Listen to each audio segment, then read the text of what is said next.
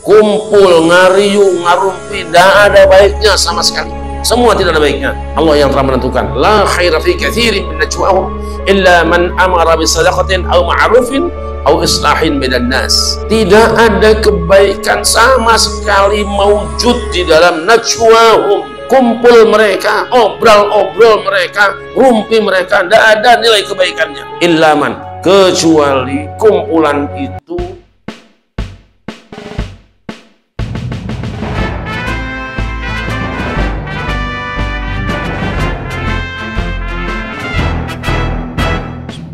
Assalamualaikum warahmatullahi wabarakatuh.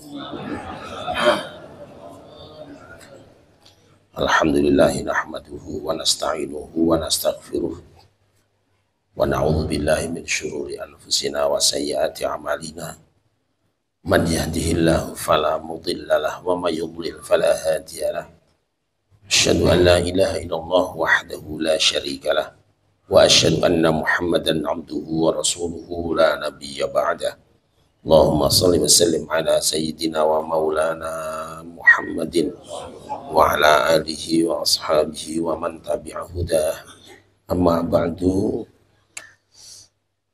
Hadratal mukarramin, para guru, para ulama dan segenap keluarga besar pada Padepokan Dakwah Sunan Kalijaga.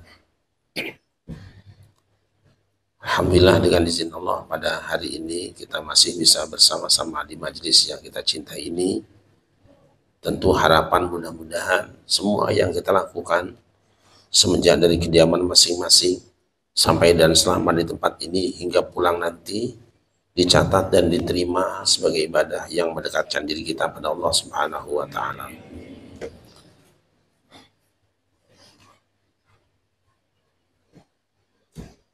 Manusia berkumpul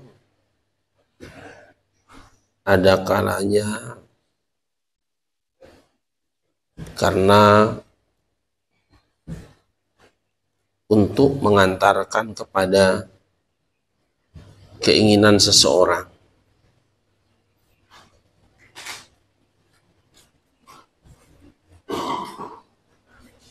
Misalnya ada orang yang mobilnya mogok, kemudian dia menghampiri dan mengajak orang-orang yang tidak jauh dari tempat ia berada. Lalu orang-orang tadi diminta untuk mendorong mobilnya. Setelah mobilnya, mesinnya hidup dan bisa berjalan kembali, maka para pendorongnya akan ditinggalkan di tempat di mana mereka berada, dan sebahagiannya kebagian asapnya. Ada di antara pemilik mobil atau supir kalau sempat itu mengucapkan terima kasih dan dadah kepada yang dorongnya tadi. Ada juga manusia berkumpul karena demi mensukseskan atau untuk keuntungan satu keluarga. Misalnya acara pernikahan atau sunatan. Sepasang suami istri akan mengajak dan mengundang tetangganya kumpul di rumahnya. Kadang-kadang juga mengajak teman-teman dan keluarga yang jauhnya untuk berkumpul dalam rangka resepsi pernikahan anaknya. Dibagi tugas. Ada yang bagian ngurus belandongan, ada yang bagian ngurus undangan, ada yang bagian ngurus hidangan, dan lain sebagainya. apa yang dilakukan orang banyak tadi dalam rangka suksesnya kebutuhan satu keluarga. Begitu resepsi selesai, acara sukses dan usai, ini orang-orang yang tadi diajak rapat, kadang-kadang dilupakan begitu saja. Yang penting acaranya selesai. Tapi ada juga orang-orang yang kumpul pingin seneng bareng. Bahkan yang punya modal yang undang. Umpamanya Ustadz Lukman punya ayam jago 5 ekor gede-gede. Beliau punya keinginan supaya orang-orang kayak Pak Supeno yang mungkin jarang makan ayam itu sesekali merasakan bahagia. Lalu diundang teman-temannya. Begitu datang 5 ayam tadi potong semua, kemudian dibakar bareng, lalu makan bareng. Itu bahagia semua. Kira-kira menurut kita yang paling baik yang pertama, kedua, apa yang ketiga? Pertama, kedua, apa ketiga? Pasti semua juga akan mengatakan manusia baik adalah yang mengundang pada undangan ketiga. Kalau bisa tiap hari. Itu pikiran ibu-ibu. Kalau bapak-bapak tentu lebih dari itu. Nah, hamba-hamba Allah, apa yang kemarin dibaca oleh Kiai Haji Ma'ruf Amin di Istiqlal, itu adalah bacaan kita, bukan yang sudah saya sampaikan mungkin sejak 5-6 tahun lalu, bahkan terus berulang-ulang. Ada perkumpulan yang dibuat untuk kepentingan seorang. Umpamanya orang itu sedang punya cita-cita, punya keinginan, maka ngundang banyak orang, dibentuk tim sukses. Tujuannya apa? Menaikkan pamor orang ini supaya menempati satu jabatan, satu kedudukan. Nah, ketika orang ini sudah dapat posisi sesuai dengan cita-cita dan rencananya, semua orang yang dari awal dilibatkan untuk menjadi timnya siap-siap untuk dilupakan. Di dunia dakwah juga seperti itu. Ada satu perkumpulan pengajian yang tujuannya hanya untuk membesarkan ketua majelisnya atau gurunya. Segala cara jamaahnya dirayu, dibujuk. Kadang ada yang diinterogasi, ada juga yang diiming-imingi syafaat dan surga. Tujuannya satu, supaya dirinya naik pamornya, tambah mahal honornya. Ketika dia sudah besar, siap-siap saja sang jamaah tidak bisa lagi bertemu dengan dia. Karena jalur dia sudah berbeda. Pergaulannya sudah berubah. Dan kalian adalah tangga yang hanya diinjak tapi tidak terasa karena diusap-usap dengan tangannya. Kita seringkali terbuai dengan usapan tangan seseorang. Dengan belayan seseorang. Tapi di saat yang sama tidak sadar, punggung kita diinjaknya, kehormatan kita diinjaknya. Ketika seseorang tadi sudah naik jabatannya, kalian tidak ada nilainya. Ada juga perkumpulan atau ormas organisasi yang tujuannya untuk bisa menikmati hasil bersama, meskipun tentu akan berbeda kelas hidangannya. Umpamanya, Ada tokoh yang kerjanya cuma runtang-runtung nyamperin tokoh-tokoh terkenal, tokoh-tokoh politik.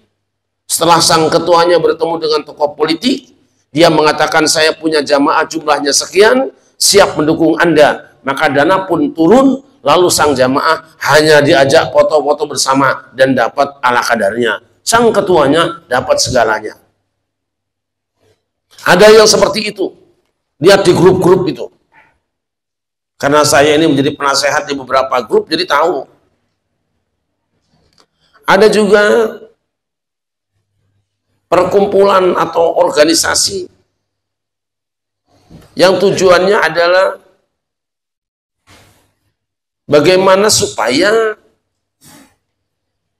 lewat wadah kebersamaan tadi dia bisa tersenyum bersama, duduk bersama dengan orang-orang yang menemaninya. Secara pribadi mungkin dia bisa berbahagia sendirian. Secara pribadi mungkin dia bisa kenyangkan perutnya tanpa melibatkan orang lain. Tetapi ada keinginan bahwa bahagia tidak akan dapat diraihnya kecuali jika dia melihat ada kebahagiaan orang lain di sampingnya. Ada orang-orang yang kalau dapat nikmat itu ingin bareng-bareng terus. Kalau dia dapat kegembiraan, dia akan bagikan kabar gembira kepada orang lain. Kalau dia punya kelebihan rezeki, dia ingin bahwa rezeki itu dimakan bersama dengan orang lain. Ketika berkumpul orang-orang itu, kita sulit membedakan siapa sebenarnya yang lebih berbahagia, penontonnya ataukah pemainnya. Anggap bahwasanya jamaah itu adalah penonton, sedangkan sang guru atau ketuanya itu adalah pemainnya. Kita tidak tahu mana sebenarnya yang lebih berbahagia di saat cetak gol itu, yang bertepuk tangankah atau yang bersujud tasyakuran. Karena apa? Sama-sama bahagianya. Dan ada satu lagi, perkumpulan di mana orang-orang berkumpul karena dia ingin bersama-sama berbuat baik kepada orang lain. Karena dia yakin bahwa dengan sejumlah manusia yang berkumpul, ada dunia lain, ada tempat lain, ada komunitas lain yang bisa dibahagiakan dengan kebersamaan. Ini yang terbaik. Tetapi ini yang tersulit. Misalnya Palestina sedang bersusah di sana, butuh makanan. Maka dia mengajak saudara-saudaranya, ayo kita kumpulkan uang. Kita kirimkan ke sana. Kita bisa berbagi kepada orang lain kebahagiaan. Meskipun mungkin orang lain tidak bertemu dan melihat dan kenal dengan kita. Misalnya saja itu. Tentu saya tidak mengajak seperti itu, karena pada prakteknya orang-orang yang terlalu jauh mengirimkan bantuan suka dimakan sendiri oleh kelompoknya. Jarang orang yang berpikir seperti ini. Dan yang terakhir, rentetan dari ini, adalah perkumpulan orang-orang yang menginginkan bagaimana supaya ketika berkumpul itu, karena dia tahu jalan keselamatan, dia ingin bareng satu rombongan masuk surga. 1001 kumpulan. Mungkin hanya ada 1-2 yang seperti ini. Maka perilaku para tokohnya, maka perilaku para jamaahnya akan berbeda dengan kumpulan-kumpulan yang tadi. Nah, hamba yang dimuliakan, kumpul, ngariung, ngarumpi, tidak ada baiknya sama sekali. Semua tidak ada baiknya. Allah yang telah menentukan, la khaira fi katsirin min najwahum illa man amara bi sadaqatin aw ma'rufin aw islahin bainan nas. Tidak ada kebaikan sama sekali maujud di dalam najwahum. Kumpul mereka, obrol-obrol mereka, rumpi mereka, tidak ada nilai kebaikannya. Illaman, kecuali kumpulan itu, di tempat itu, di riungan itu, ada orang amara bisodakotin, obrolan yang memiliki misi untuk menganjurkan orang lain melakukan kebaikan, sedekah, derma, au ma'rufin, atau kumpulan riungan orang obrol-obrol ngurumpi, yang dibicarakan itu adalah perkara yang ma'ruf, kebajikan, kebaikan yang sudah dikenal masyarakat. Au islahin bainan nas, atau menciptakan perdamaian di tengah kehidupan umat manusia. 3 ini. Pernah saya sampaikan, amara bisadaqatin sudah ada ahlinya. Yang tiap ngajinya selalu pakai ayat-ayat sedekah. Sehingga umat ada yang rajin bersedekah, mulai dari sedekah uangnya. Dan yang miskin sedekah dengan senyumannya. Ada yang sedekah dengan tanahnya, ada yang sedekah dengan motornya, ada yang sedekah dengan mobilnya. Itu motivasi yang baik. Kumpulan dengan orang-orang seperti itu adalah kebaikan. Sudah ada ahlinya, saudara kita. Ustaz Yusuf Mansur jagonya. Au ma'rufin, maju kebaikan. Tiap saat bertemu, memotivasi orang untuk melakukan kebaikan supaya banyak zikir kepada Allah. Ada ahlinya. Agim di sini jagonya. Beliau sudah berhasil menggerakkan manusia untuk melakukan kebaikan sampai pada akhirnya juga menghasilkan koperasi besar yang bisa dinikmati hasilnya oleh orang banyak. Yang ketiga, islahin bainan nas. Bedanya dengan yang dua apa? Oh, yang pertama bisa dilakukan perorangan, yang kedua bisa perorangan bicara saja, tapi yang ketiga ini berat karena yang dihadapi adalah kelompok-kelompok yang berselisih di antara satu dengan yang lain. Yang dibutuhkan adalah orang-orang, sebuah tim yang kuat untuk menyelesaikan fenomena yang terjadi di masyarakat, di mana fenomena tadi adalah fenomena yang sulit dihadapi. Karena apa? Karena perbedaan pendapat dan sikap, perbedaan kepentingan, dan perbedaan perilaku sampai menjadi sholah. Sampai damai kembali. Ada kelompok yang bertikai, yang bertengkar, bertemu dengan tim ini, maka kelompok tadi menjadi damai.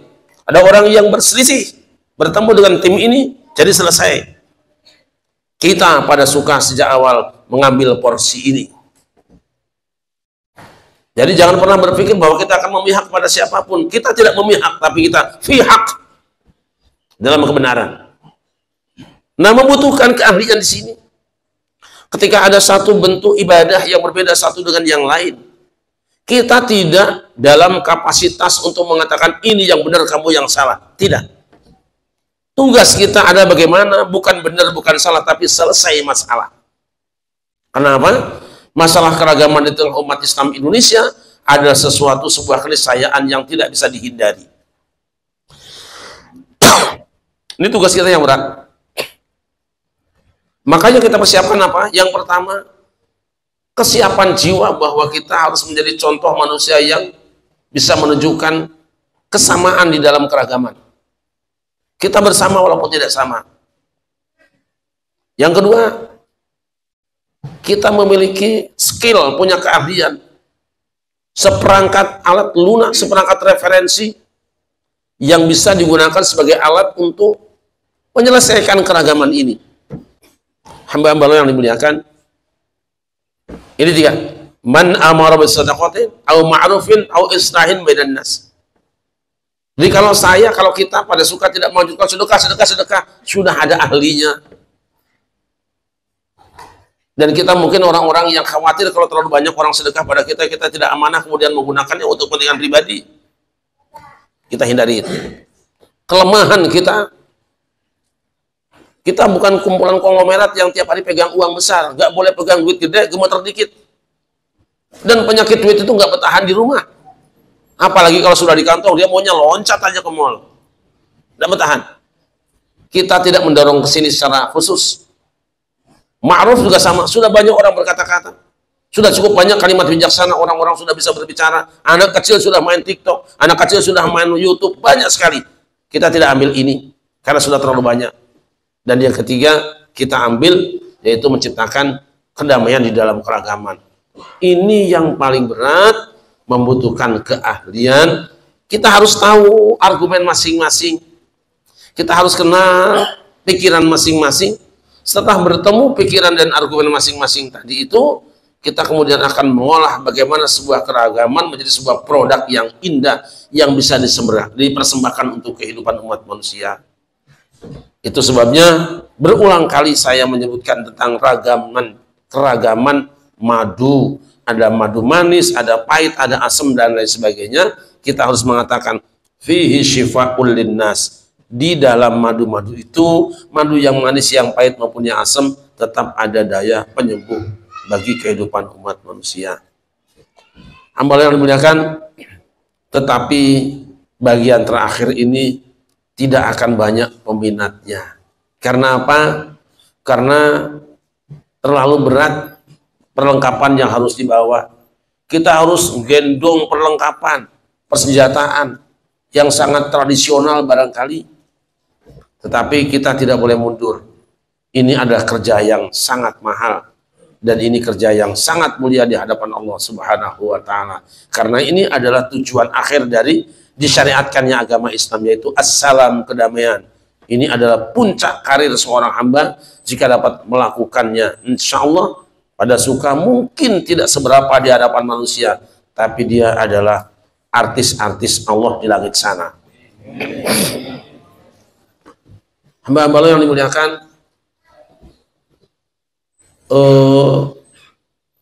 ya saya kira ini.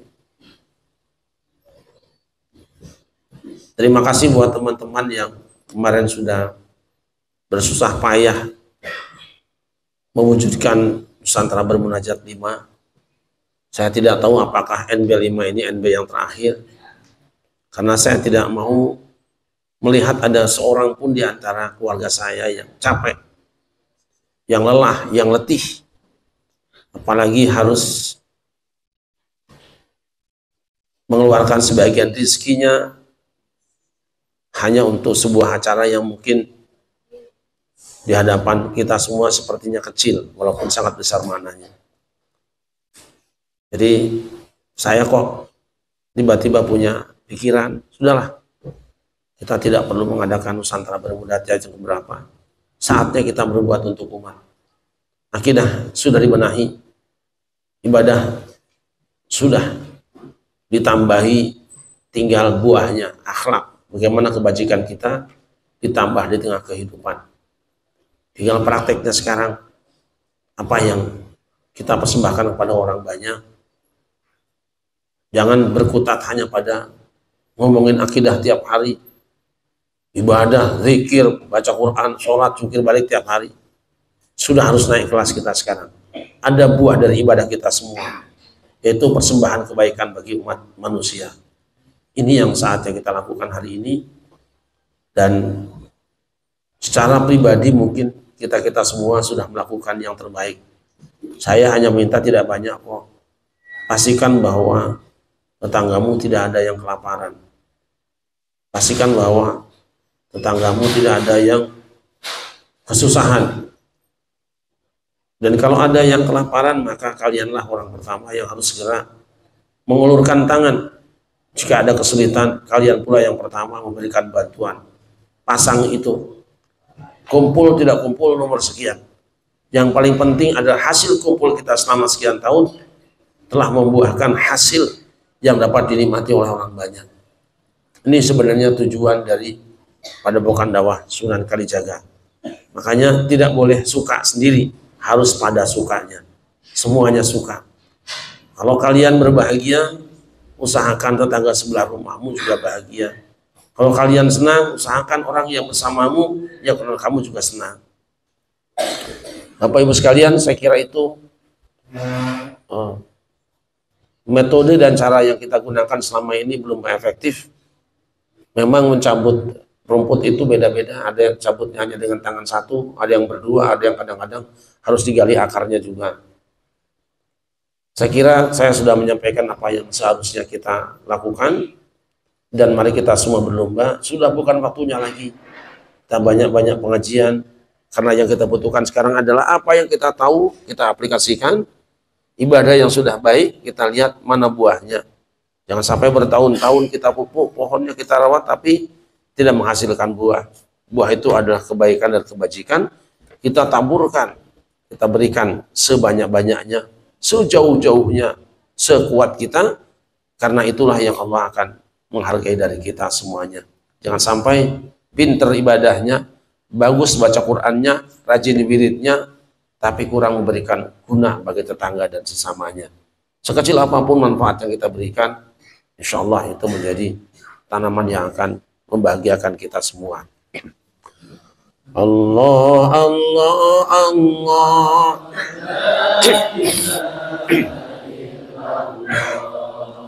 Allah Allah Allah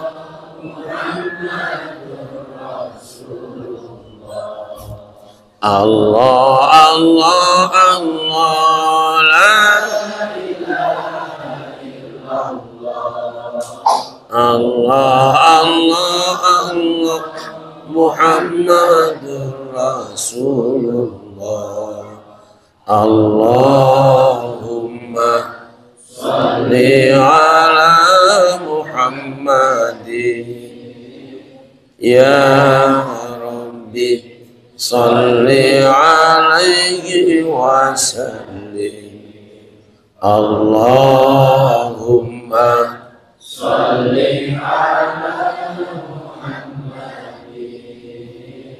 ya Rabbi salli alaihi wa sallim Allah Allah Allah la ilaha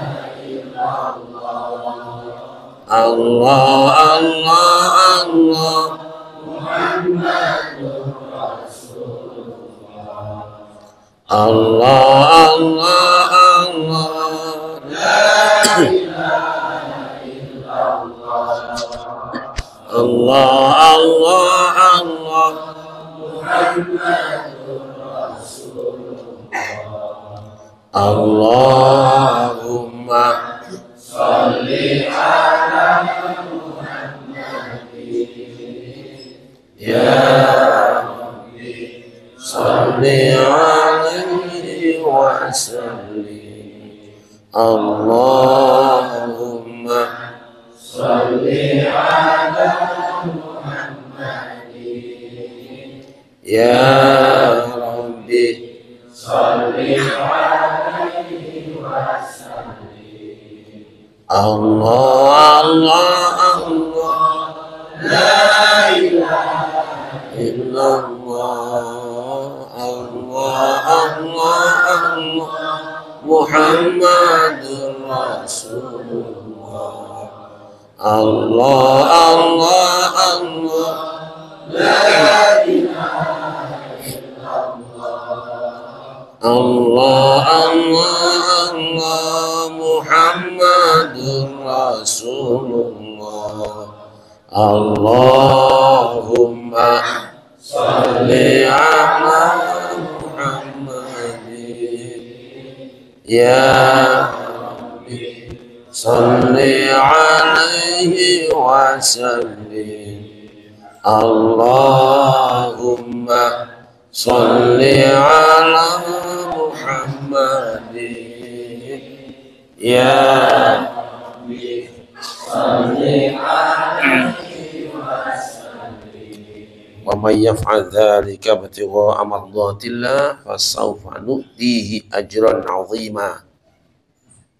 Siapa saja yang melakukan salah satu di antara tiga tadi semata-mata karena mengharapkan berkenan Allah, maka kami akan memberikannya nanti imbalan yang sangat besar.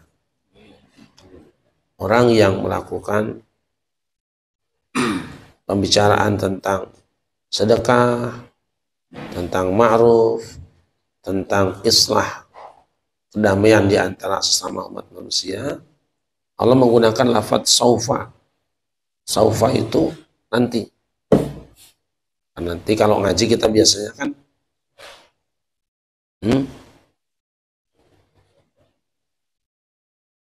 wal fi'lu yu'rafu biqad wassini wassaufa wa ta'nis wa ta'itatin sakinah. Pekerjaan itu diketahui dengan qad, sin dan saufa. Ini sin saufa.